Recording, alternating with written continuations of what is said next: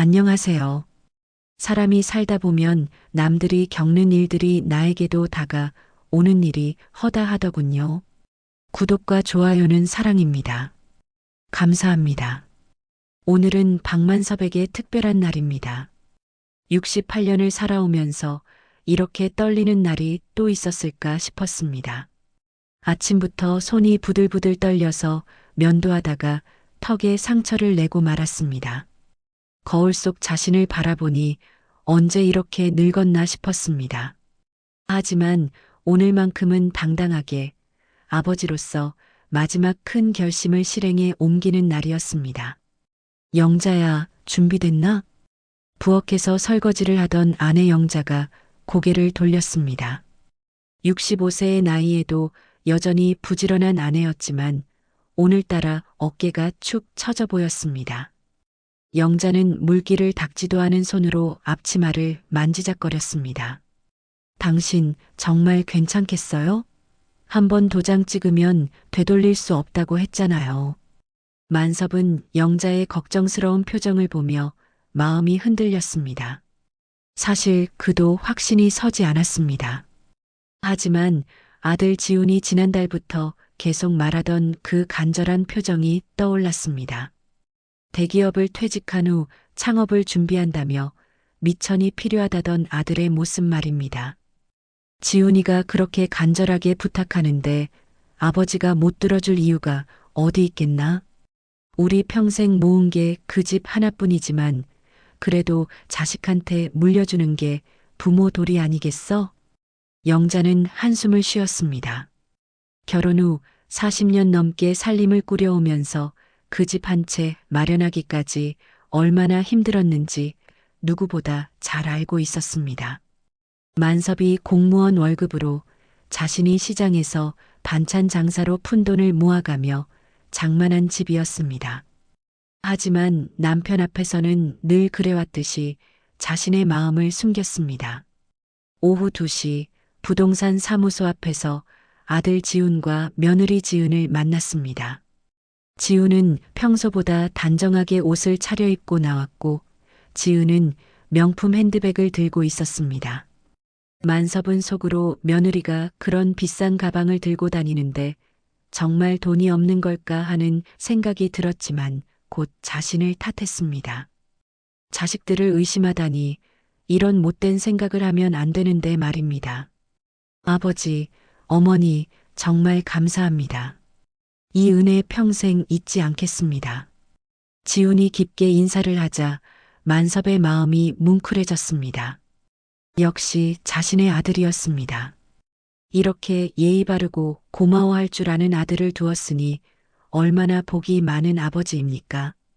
부동산 사무소 안은 생각보다 복잡했습니다. 여러 서류들이 놓여 있었고 지은이 소개한 세무사 윤태석도 함께 자리했습니다. 40대 중반쯤 되어 보이는 윤태석은 정장을 말끔히 차려입고 있었지만 어딘지 모르게 만섭의 마음에 들지 않았습니다. 너무 매끄럽고 계산적으로 보였달까요? 박만섭 어르신, 걱정하지 마세요. 증여 절차는 제가 완벽하게 처리해 드릴 테니까요. 세금 문제도 최대한 절약할 수 있는 방법으로 진행하겠습니다. 윤태석의 말에 지은이 고개를 끄덕였습니다. 아버님, 태석 오빠가 이 분야 전문가예요. 대학 동창인데 정말 실력이 좋거든요. 세금 걱정은 정말 하지 마세요. 하지만 영자는 여전히 불안한 표정이었습니다. 뭔가 서두르는 것 같고 자세한 설명도 없이 서류부터 내미는 게 이상했습니다. 그래도 며느리와 세무사가 그렇게 말하니 믿어야겠다고 생각했습니다. 드디어 도장을 찍는 순간이 왔습니다. 만섭은 손에 들린 도장을 바라보았습니다. 이 작은 도장 하나로 자신의 평생 재산이 아들에게 넘어가는 것입니다. 순간 가슴이 뭉클해졌지만 눈물은 나지 않았습니다. 아버지로서 마지막 의무를 다하는 기분이었습니다. 지훈이한테 집 물려주는 거 내 인생 마지막 결심이야. 만섭은 중얼거리며 도장을 꾹 눌렀습니다. 빨간 도장 자국이 선명하게 찍혔습니다. 그 순간 지훈이 아버지의 손을 꼭 잡았습니다. 아버지, 정말 고맙습니다. 꼭 성공해서 효도하겠습니다. 지은도 시어머니에게 인사했습니다. 어머님, 정말 감사해요. 저희가 잘 살아서 두 분께 좋은 모습 보여드릴게요. 집으로 돌아오는 길은 유난히 조용했습니다. 영자는 계속 침묵을 지켰고 만섭도 마음이 복잡했습니다. 뭔가 후련하면서도 한편으로는 허전했습니다. 정말로 이제 아무것도 없구나 하는 생각이 들었습니다.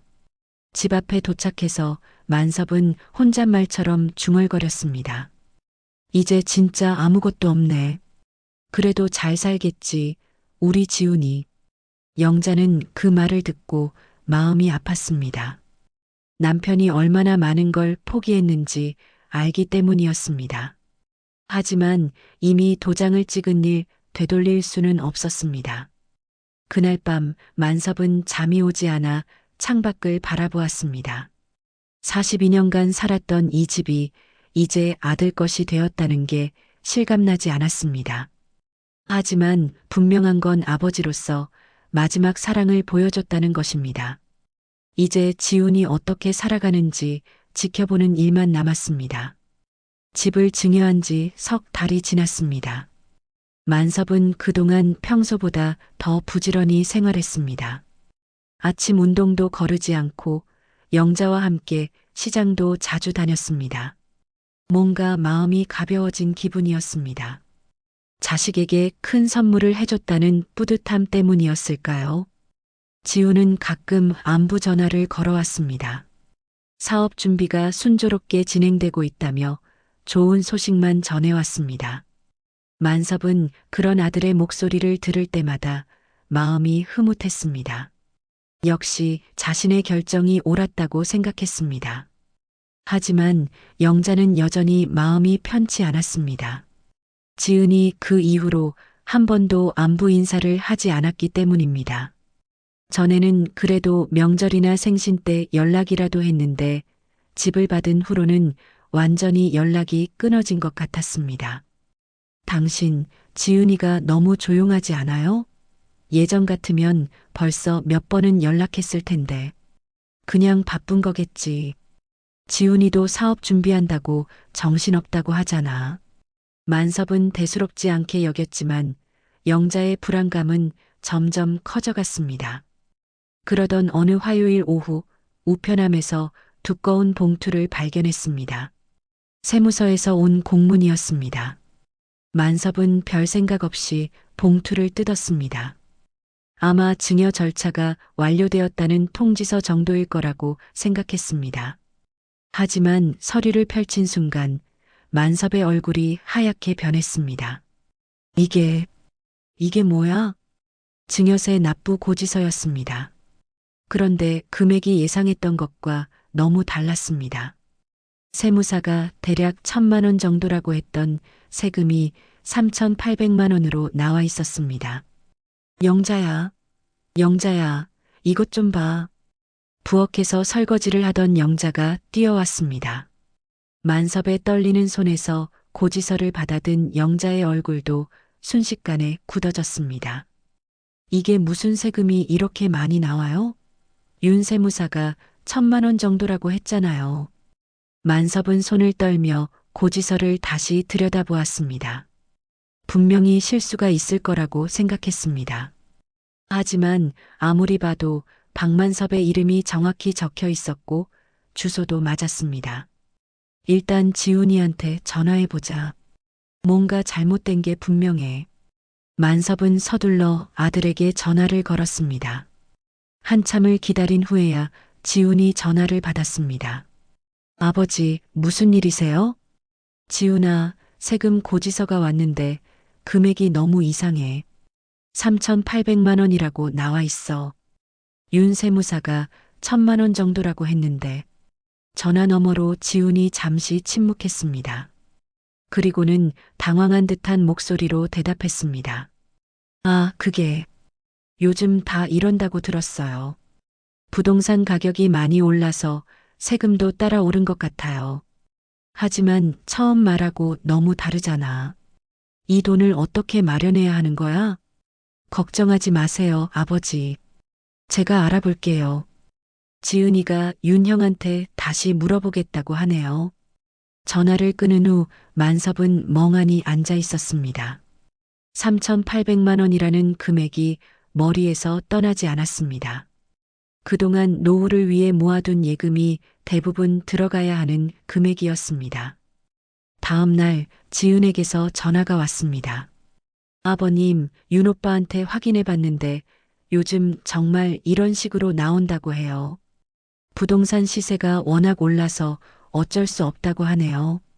하지만 처음에 1,000만 원이라고. 아버님, 그건 대략적인 계산이었고요. 정확한 계산을 해보니까 이렇게 나온 거예요. 윤 오빠가 세무 전문가인데 틀릴 리가 없잖아요. 지은의 말투에는 더 이상 따지지 말라는 뉘앙스가 담겨 있었습니다. 만섭은 뭔가 이상하다는 느낌이 들었지만 전문가가 그렇게 말하니 어쩔 수 없다고 생각했습니다. 그날 저녁 영자는 은행 대출을 권했습니다. 당신, 이 나이에 그 많은 돈을 한 번에 낼 필요 없어요. 대출받아서 조금씩 갚으면 되잖아요. 하지만 만섭은 고개를 저었습니다. 평생 빚 안 지고 살았는데 이 나이에 빚쟁이가 될 수는 없어. 예금을 깨자. 당신, 그럼 우리 노후 자금이.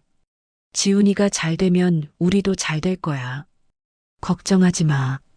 결국 만섭은 평생 모아둔 노후 자금 대부분을 털어서 세금을 납부했습니다. 은행에서 통장 정리를 하고 나오는 길에 만섭의 마음은 복잡했습니다. 이제 정말로 아무것도 남지 않았다는 생각이 들었습니다. 그날 밤 영자는 만섭이 잠든 후 조용히 울었습니다. 베개에 얼굴을 묻고 소리 내지 않으려고 애썼지만 눈물이 멈추지 않았습니다. 당신 인생이 당신 것 같았어? 아니야. 나도 그 집 지키려고 평생 일했어. 영자는 속삭이듯 중얼거렸습니다. 시장에서 새벽부터 밤늦게까지 반찬을 팔며 모은 돈 한 푼 한 푼이 아까워서 제대로 된 옷 한 벌 사입지 못했던 세월들이 떠올랐습니다. 그 모든 게 하루아침에 사라진 것 같았습니다. 만섭도 잠을 이루지 못했습니다. 천장을 바라보며 자꾸만 의문이 들었습니다. 정말 요즘 세금이 이렇게 많이 나오는 걸까? 다른 사람들도 다 이런 식으로 세금을 내는 걸까? 하지만 이미 낸 세금, 되돌릴 수는 없는 일이었습니다. 세금을 낸 지 한 달이 지났습니다. 만섭과 영자의 생활은 눈에 띄게 달라졌습니다.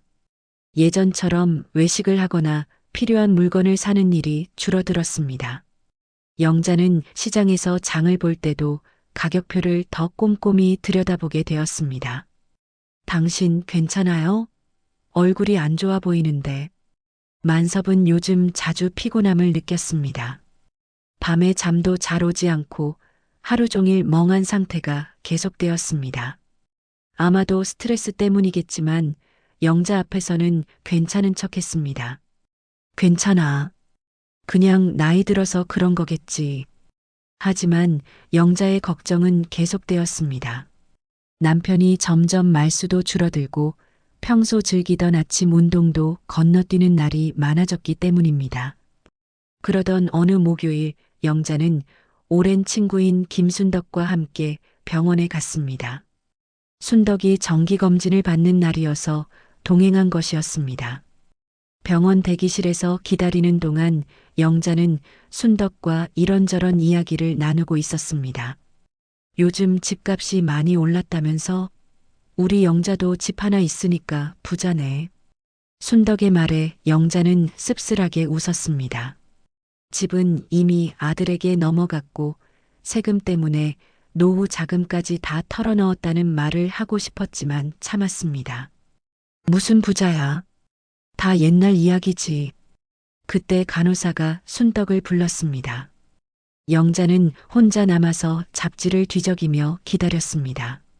그런데 옆자리에 앉은 중년 여성이 병원 직원과 통화하는 내용이 우연히 들렸습니다. 네, 윤태석 씨 명의로 된 보조금 신청서요. 서지은 씨와 함께 제출하신 거 맞죠? 영자의 귀가 번쩍 뜨였습니다. 윤태석과 서지은. 분명히 며느리 이름과 그 세무사 이름이었습니다.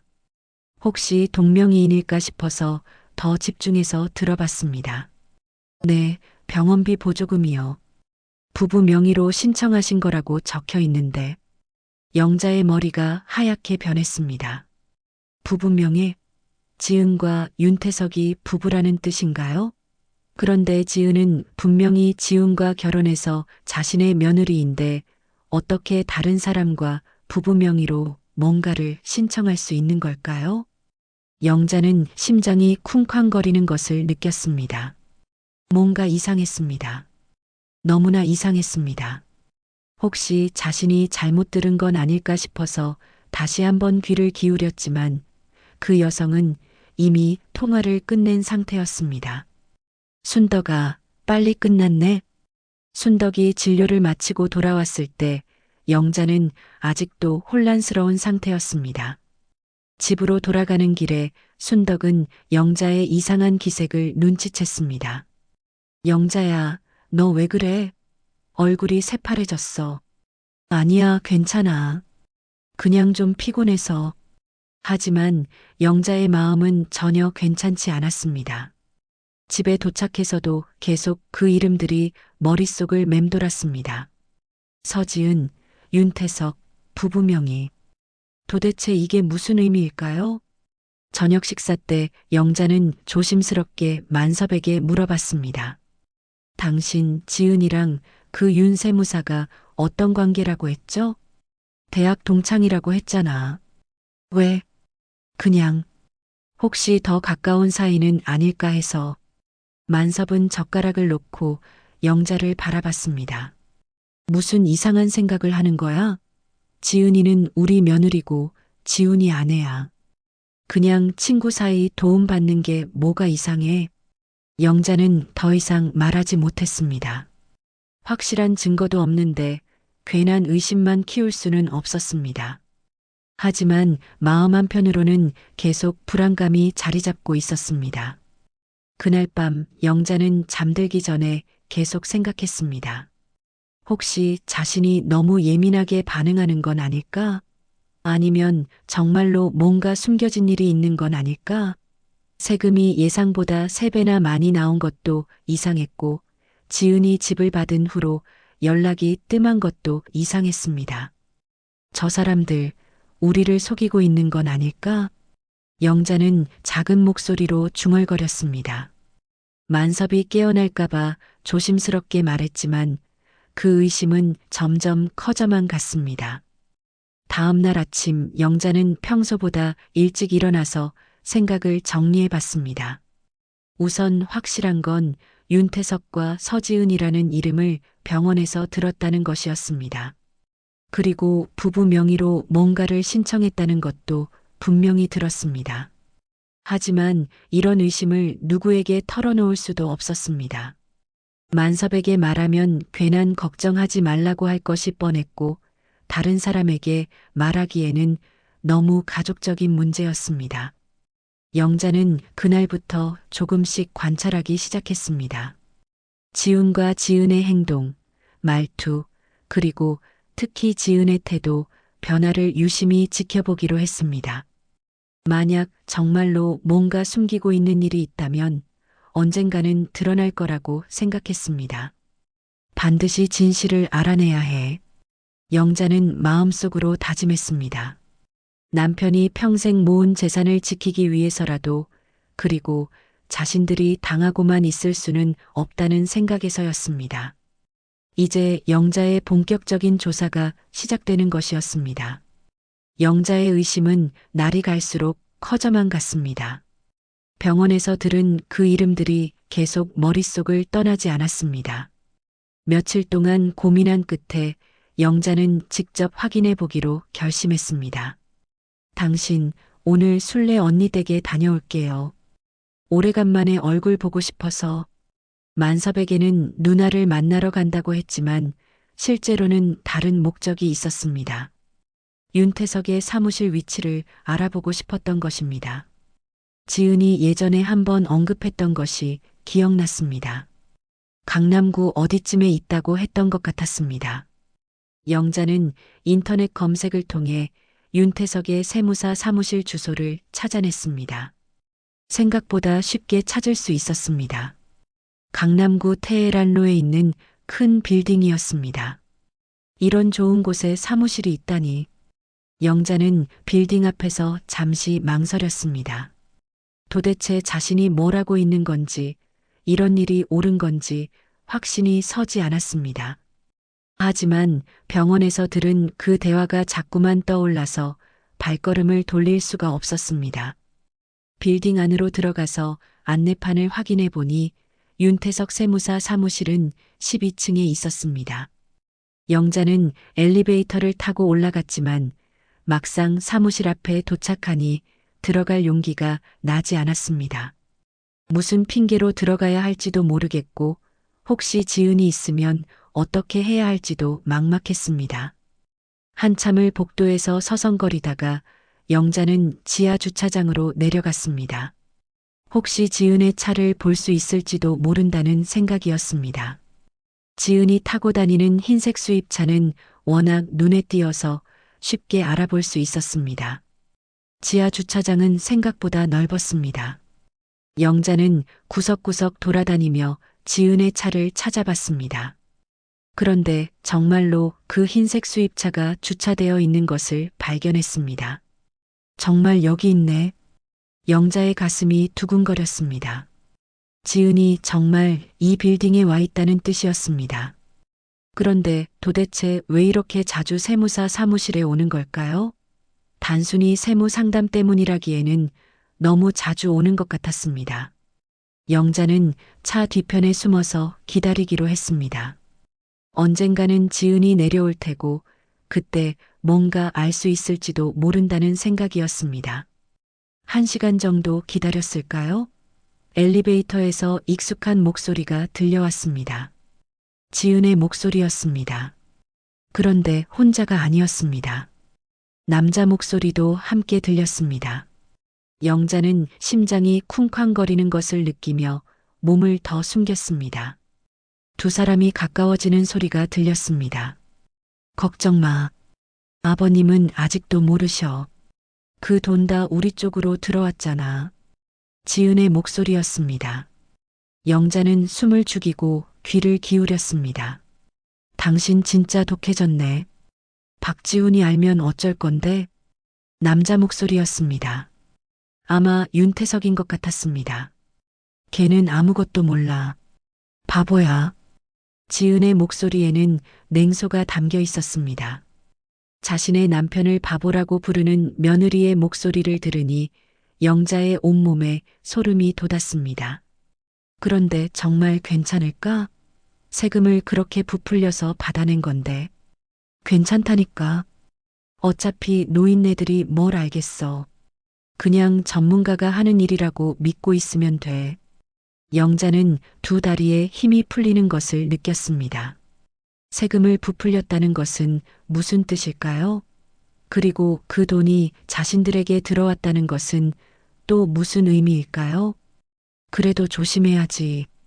박만섭이 나중에 알게 되면 어쩔 건데? 이미 도장 다 찍었는데. 게다가 세금도 다 냈잖아. 지은의 목소리는 점점 더 차가워졌습니다. 영자는 이런 며느리의 모습을 처음 보는 것 같았습니다. 평소에 보여주던 착한 며느리의 모습은 온데간데 없었습니다. 그런데 박지훈은 정말 아무것도 모르는 거야? 당연하지. 걔는 단순해서 내가 하는 일은 다 믿어. 세무사 친구가 도와준다고 하니까 고마워하고 있어. 두 사람의 대화는 계속 이어졌습니다. 영자는 한마디도 놓치지 않으려고 애썼습니다. 그런데 언제까지 이렇게 할 거야? 박지훈한테는 언제 말할 건데? 말할 필요 없어. 어차피 우리가 잘 되면 걔도 덩달아 잘 되는 거잖아. 영자는 더 이상 들을 수가 없었습니다. 온몸이 떨리고 어지러웠습니다. 지은과 윤태석이 자신들을 속였다는 것이 분명해졌습니다. 그것도 아주 치밀하게 계획적으로 속인 것이었습니다. 두 사람이 차에서 멀어지는 소리가 들렸습니다. 영자는 한참 동안 그 자리에 주저앉아 있었습니다. 머리가 하얗게 변하고 손이 부들부들 떨렸습니다. 우리가 이렇게 당했다니. 영자는 중얼거리며 천천히 일어났습니다. 이제 확실해졌습니다. 지은과 윤태석이 공모해서 세금을 부풀리고 그 차액을 자신들이 가져간 것이었습니다. 그리고 지우는 정말로 아무것도 모르고 있는 것 같았습니다. 집으로 돌아가는 길에 영자는 눈물이 났습니다. 분노보다는 허탈감이 더 컸습니다. 평생 착하게 살아온 자신들이 이런 식으로 당해야 하는지 이해할 수 없었습니다. 집에 도착했을 때 만섭은 거실에서 텔레비전을 보고 있었습니다. 영자는 평소처럼 아무 일 없었다는 듯이 행동하려고 애썼지만 쉽지 않았습니다. 순례 언니는 잘 계시던가? 네, 잘 계셨어요. 영자는 짧게 대답하고 부엌으로 갔습니다. 이제 만섭에게 이 사실을 어떻게 말해야 할지 고민해야 했습니다. 그날 밤 영자는 처음으로 만섭에게 용기 있는 말을 했습니다. 당신, 우리 인생을 우리 손으로 다시 찾아야 해요. 영자의 말에 만섭은 텔레비전에서 시선을 돌렸습니다. 아내의 얼굴이 평소와 다르게 굳어져 있었습니다. 40년 넘게 부부로 살아오면서 영자가 이렇게 단호한 말을 하는 것을 본 적이 거의 없었습니다. 무슨 말이야? 갑자기 왜 그래? 영자는 깊은 숨을 들이쉬었습니다. 지하 주차장에서 들은 그 충격적인 대화를 남편에게 어떻게 설명해야 할지 고민스러웠습니다. 당신 앉아요. 중요한 이야기가 있어요. 만섭은 영자의 진지한 표정을 보고 리모컨을 내려놓았습니다. 영자는 천천히 조심스럽게 지하 주차장에서 들은 대화를 말하기 시작했습니다. 지은이와 그 윤 세무사가 우리를 속였어요. 처음에 만섭은 믿을 수 없다는 표정이었습니다. 하지만 영자가 구체적으로 들은 대화 내용을 말하자 점점 얼굴이 굳어갔습니다. 세금을 부풀렸다고? 그 돈을 자기들이 가져갔다고? 제가 직접 들었어요. 분명히 지은이 목소리였고 윤태석이라는 이름도 들었어요. 만섭은 한참 동안 말을 하지 못했습니다. 머리가 복잡했습니다. 며느리가 자신들을 속였다는 것도 믿기 어려웠지만 무엇보다 아들 지훈이 이 일에 얼마나 관련되어 있는지가 궁금했습니다. 그럼 지훈이는? 대화를 들어보니까 지훈이는 모르는 것 같아요. 지은이가 남편을 바보라고까지 했어요. 만섭의 가슴이 답답해졌습니다. 아들이 자신의 아내에게 속고 있다는 것도 문제였지만 결국 자신들의 재산이 엉뚱한 곳으로 흘러갔다는 사실이 더 충격적이었습니다. 다음 날 아침 만섭은 지훈에게 전화를 걸었습니다. 지훈아, 아버지한테 올 수 있겠니? 중요한 이야기가 있어. 아버지, 무슨 일이세요? 목소리가 이상해요. 그냥 와. 지은이는 빼고 너 혼자만. 지훈은 아버지의 심각한 목소리에 뭔가 큰일이 생겼다는 것을 직감했습니다. 1시간 후 지훈이 부모님 집에 도착했습니다. 거실에 앉은 지훈 앞에 만섭과 영자가 마주 앉았습니다. 분위기가 심상치 않다는 것을 느낀 지훈이 먼저 입을 열었습니다. 아버지, 어머니, 무슨 일이세요? 만섭은 차분하게 영자가 들은 대화 내용을 지훈에게 전했습니다. 처음에 지훈은 어리둥절한 표정이었습니다. 아니에요, 아버지. 그럴 리가 없어요. 지은이가 왜 그런 일을 해요? 내 어머니가 직접 들은 얘기야. 지은이와 윤태석이 세금을 부풀려서 그 돈을 자기들이 가져갔다고 했어. 지훈의 얼굴이 점점 창백해졌습니다. 하지만 여전히 믿고 싶지 않았습니다. 아버지, 오해가 있는 것 같아요. 제가 지은이한테 물어볼게요. 지훈아, 만섭이 아들을 불렀습니다. 내 통장 내역 한번 확인해봐. 요즘 들어온 돈이 있는지. 지훈은 스마트폰으로 은행 앱에 접속했습니다. 그리고 통장 내역을 확인하던 중 멈칫했습니다. 이게 뭐지? 한 달 전부터 정체불명의 입금이 여러 차례 있었습니다. 금액도 상당했습니다.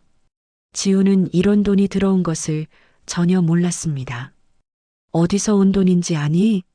만섭의 질문에 지훈은 고개를 저었습니다. 몰라요. 처음 보는 입금이에요. 그때 영자가 조용히 말했습니다. 혹시 지은이 통장도 확인해 볼 수 있을까요? 지훈은 아내의 통장 비밀번호를 알고 있었습니다. 평소 가계부를 관리할 때 필요해서 서로 알려준 것이었습니다. 지은의 통장을 확인한 지훈의 얼굴이 완전히 하얗게 변했습니다. 지은의 통장에는 더 큰 금액들이 입금되어 있었습니다. 그리고 그중 일부가 지훈의 통장으로 이체된 내역도 보였습니다. 이건 뭐야? 지훈은 손을 떨며 휴대폰을 내려놓았습니다. 이제 상황이 어느 정도 정리되기 시작했습니다. 지은이 세무사와 공모해서 세금을 부풀리고 그 차액을 자신들이 가져간 것이 분명했습니다. 그리고 들키지 않기 위해 일부 금액을 지훈의 통장으로도 넣어둔 것 같았습니다. 만섭은 아들의 반응을 보고 지훈이 정말로 모르고 있었다는 것을 알 수 있었습니다. 하지만 동시에 실망감도 컸습니다. 지훈아, 내가 아내가 뭘 하는지도 모르고 살았다는 거야? 지훈은 아무 말도 할 수 없었습니다. 자신이 얼마나 순진했는지, 아니 바보였는지 깨닫게 되었습니다. 아내가 자신을 이용해서 부모님을 속였다는 사실이 믿어지지 않았습니다. 아버지, 정말 몰랐어요. 지은이가 세무일은 알아서 처리한다고 해서. 그래서 우리가 3,800만 원이나 세금을 낸 거야. 진짜 세금은 얼마였는지 알아? 지훈은 고개를 들 수 없었습니다. 부모님이 평생 모은 돈을 자신의 아내가 가져갔다는 사실에 온몸이 떨렸습니다. 갑자기 지훈이 무릎을 꿇었습니다. 아버지, 어머니, 정말 죄송합니다. 나도 속았어요. 아버지, 지훈의 목소리가 떨렸습니다. 42년을 살아오면서 이렇게 부끄러운 적이 없었습니다. 자신의 아내가 부모님을 속였다는 것도 충격이었지만 자신이 그것을 전혀 눈치채지 못했다는 것이 더 부끄러웠습니다. 나도 그 돈 받은 줄 알았어요. 다 지은이랑 그 세무사가. 만섭은 무릎 꿇은 아들을 바라보며 손을 떨었습니다. 분노보다는 허탈감이 더 컸습니다. 자식이 아비 속이든 며느리가 남편 속이든 결국 내 피 같은 집이 사라진 거야.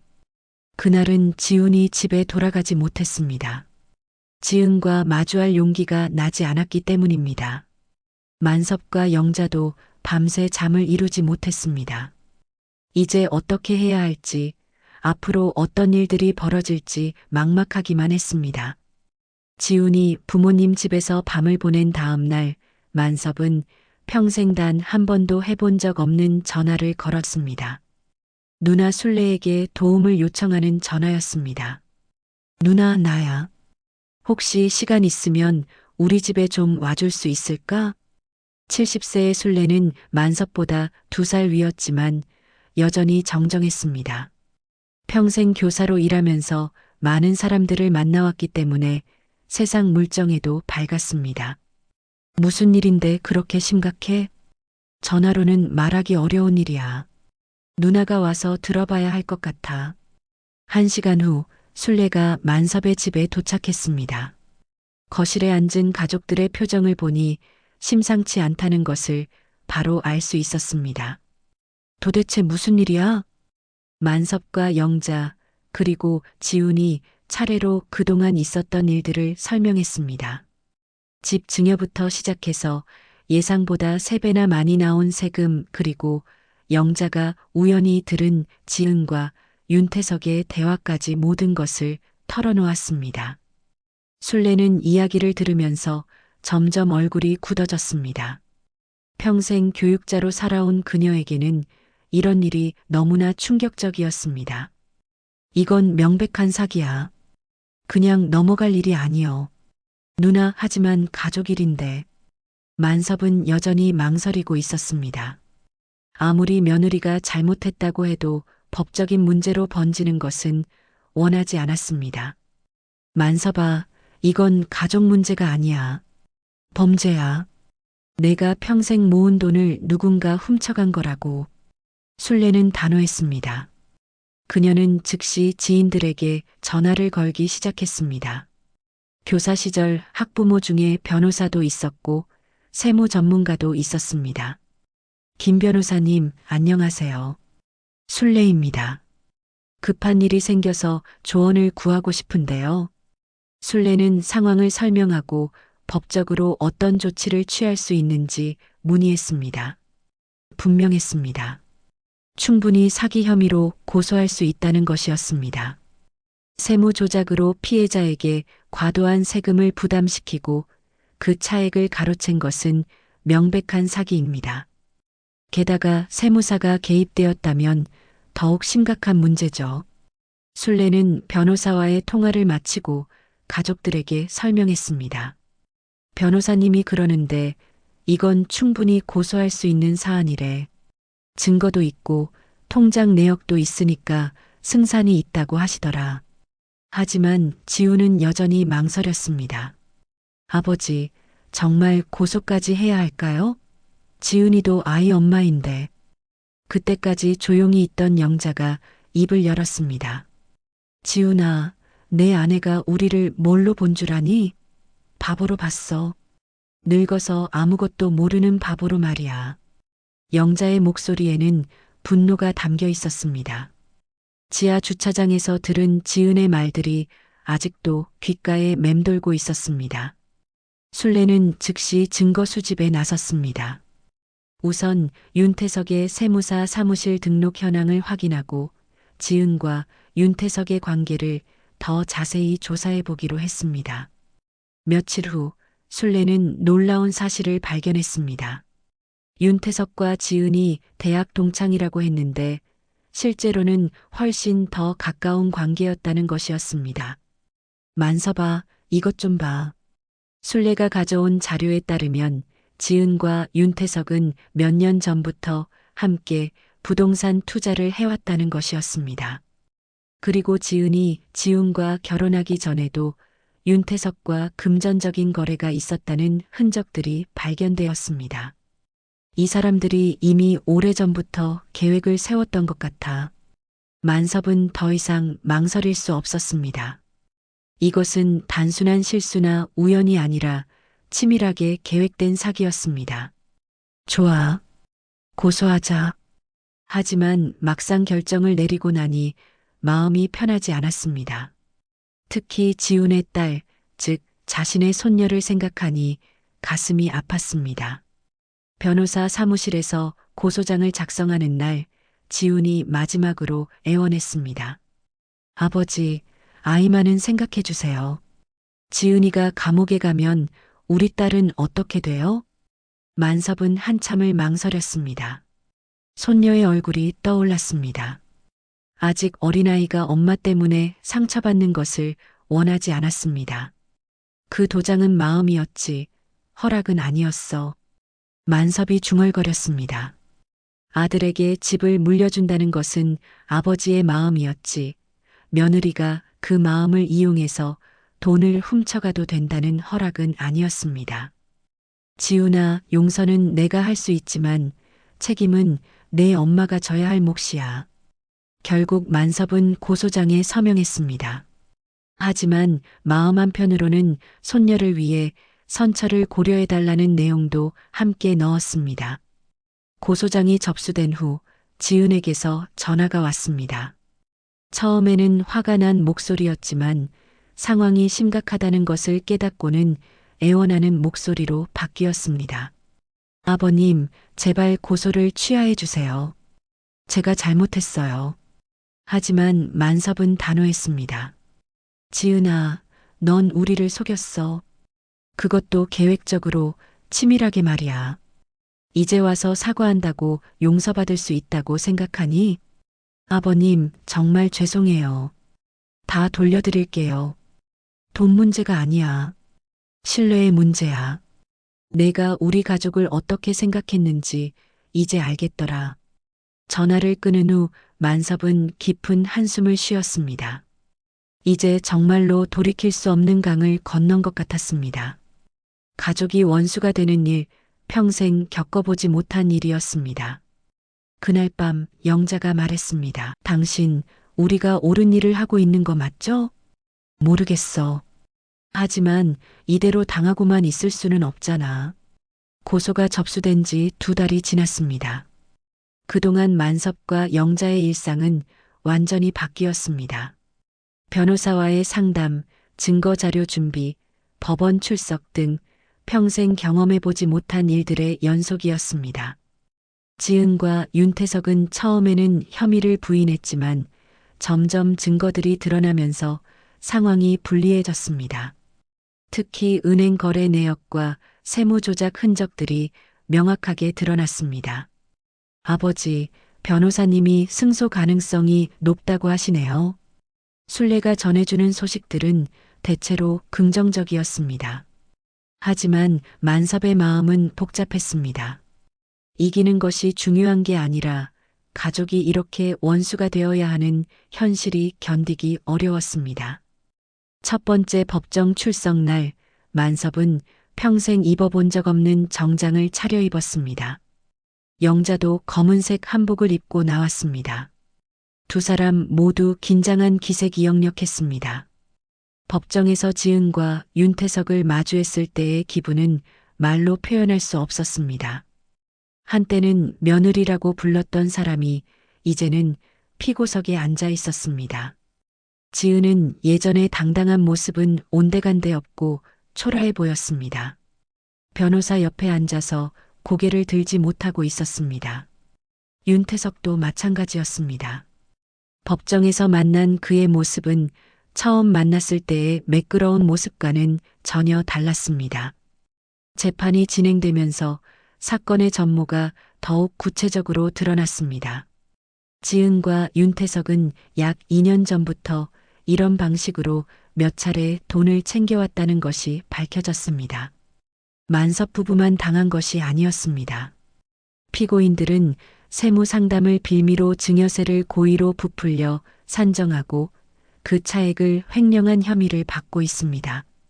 검사의 설명을 들으며 만섭은 분노보다는 허탈감을 느꼈습니다. 자신들이 그들에게는 그저 돈을 뜯어낼 대상 중 하나였다는 사실이 마음을 아프게 했습니다. 증인으로 출석한 지훈의 모습도 안쓰러웠습니다. 자신의 아내가 시부모님을 속였다는 사실을 법정에서 증언해야 하는 상황이었습니다. 피고인 서지은과 피해자는 어떤 관계입니까?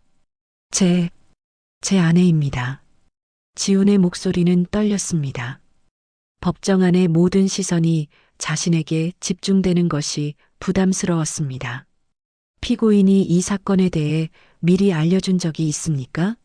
없습니다. 저도 나중에 알았습니다. 지훈의 증언은 간단했지만 그 안에는 복잡한 감정들이 담겨 있었습니다. 배신감, 죄책감, 그리고 가족에 대한 미안함이 뒤섞여 있었습니다. 재판은 몇 차례 더 진행되었습니다.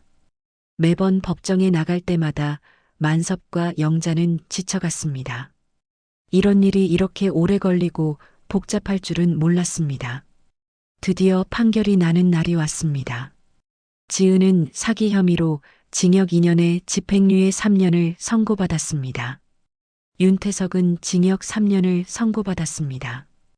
또한 2사람은 피해 금액을 배상하라는 판결도 받았습니다. 피고인들의 행위는 계획적이고 지속적인 사기 행위로서 사회적 비난 가능성이 높습니다.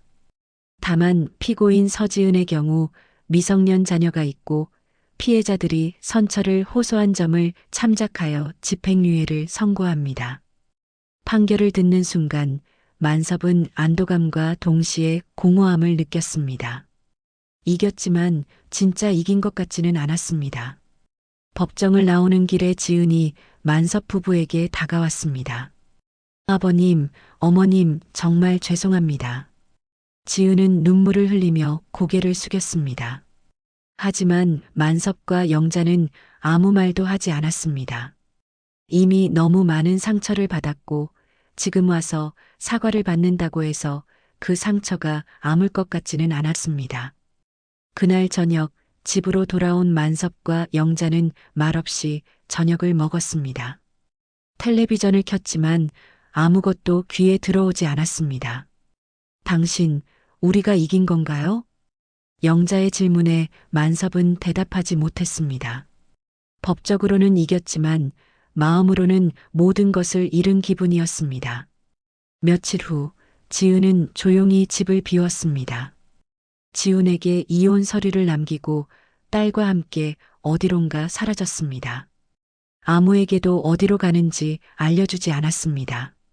지훈은 완전히 무너졌습니다. 아내를 잃고 딸도 잃고 부모님과의 관계도 예전 같지 않았습니다. 결국 지훈은 시골 작은 도시로 내려가기로 결심했습니다. 아버지, 어머니, 죄송합니다. 저 때문에 이런 일이. 지훈이 짐을 싸면서 부모님께 인사를 했습니다. 만섭은 아들의 어깨를 토닥였습니다. 내 잘못이 아니야. 가서 새 출발해라. 지훈이 떠난 후 집은 더욱 조용해졌습니다. 예전에는 그래도 가끔 손녀가 와서 웃음소리라도 들렸는데 이제는 완전히 적막했습니다. 어느 날 저녁 만섭은 혼잣말을 했습니다. 그때 그 도장, 내가 왜 찍었을까? 그 도장 하나로 시작된 일들이 이렇게 큰 파장을 불러올 줄 누가 알았겠습니까?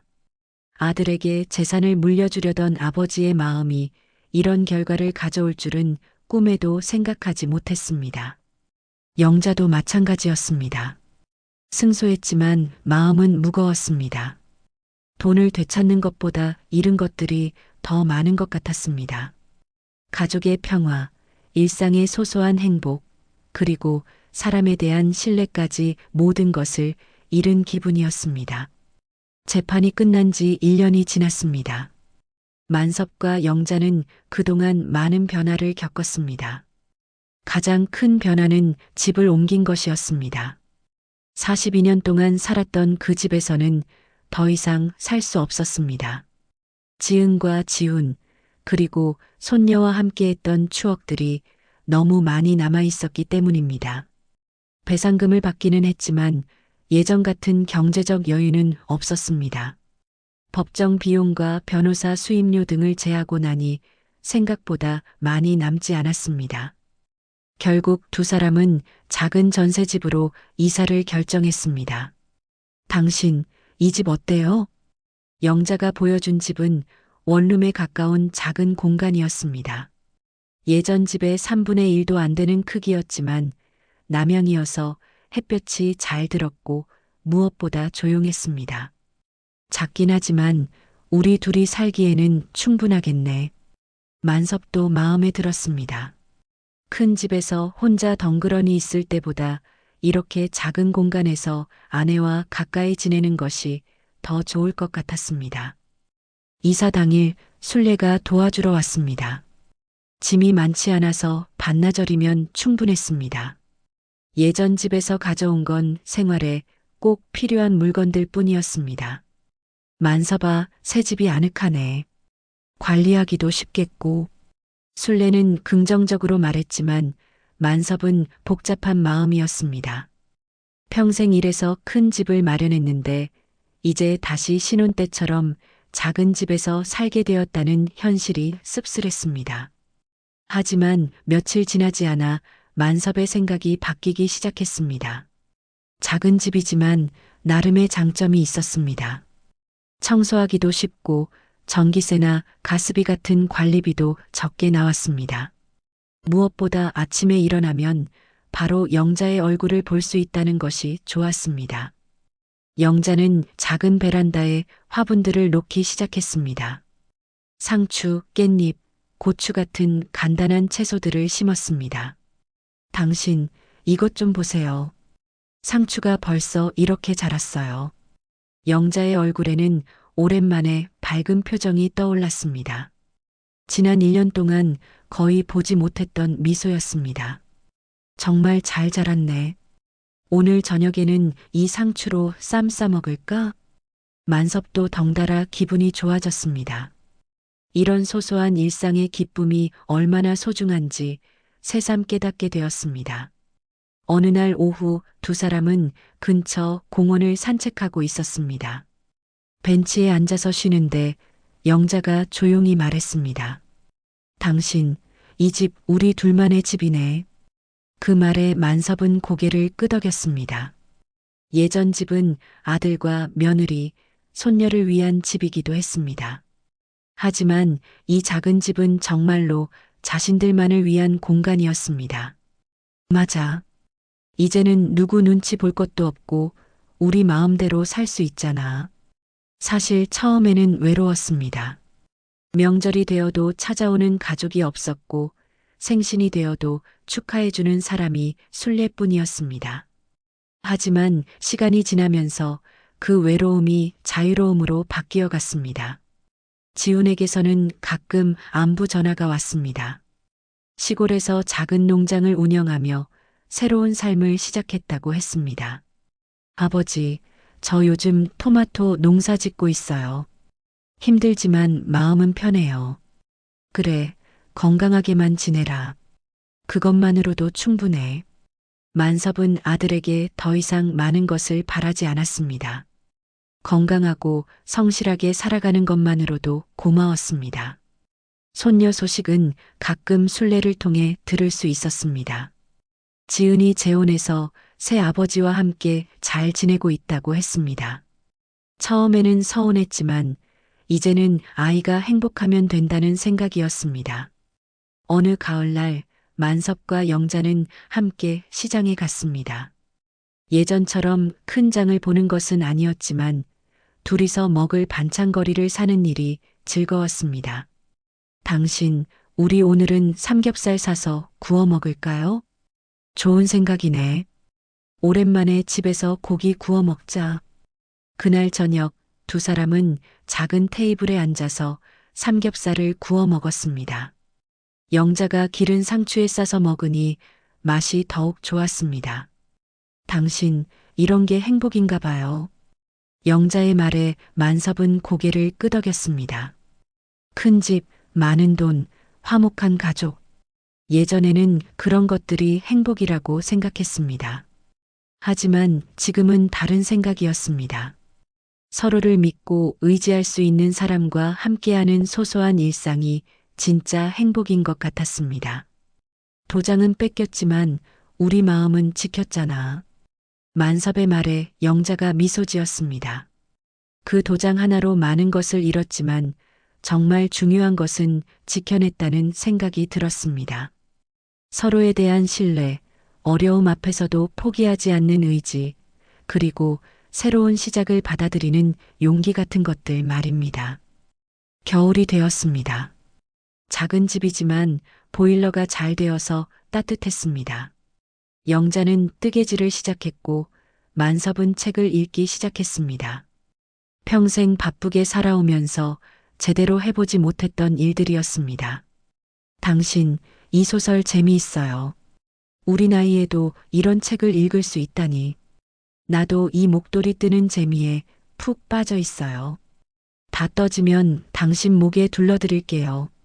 두 사람의 대화에는 예전에 없던 여유로움이 있었습니다. 더 이상 미래를 걱정하거나 과거를 후회하지 않았습니다. 지금 이 순간을 즐기며 살아가는 것이 가장 좋은 삶의 방식이라는 것을 깨달았기 때문입니다. 새해가 되었습니다. 두 사람은 조촐하게 떡국을 끓여 먹으며 새해 인사를 나눴습니다. 당신, 새해 복 많이 받으세요. 당신도 건강하고 행복한 한 해 되세요. 68세와 65세의 새로운 시작이었습니다. 늦었지만 진정한 자신들만의 인생을 시작하는 기분이었습니다. 도장 하나에 인생이 흔들렸지만 결국에는 더 단단하고 진실한 삶을 찾아가게 된 것 같았습니다.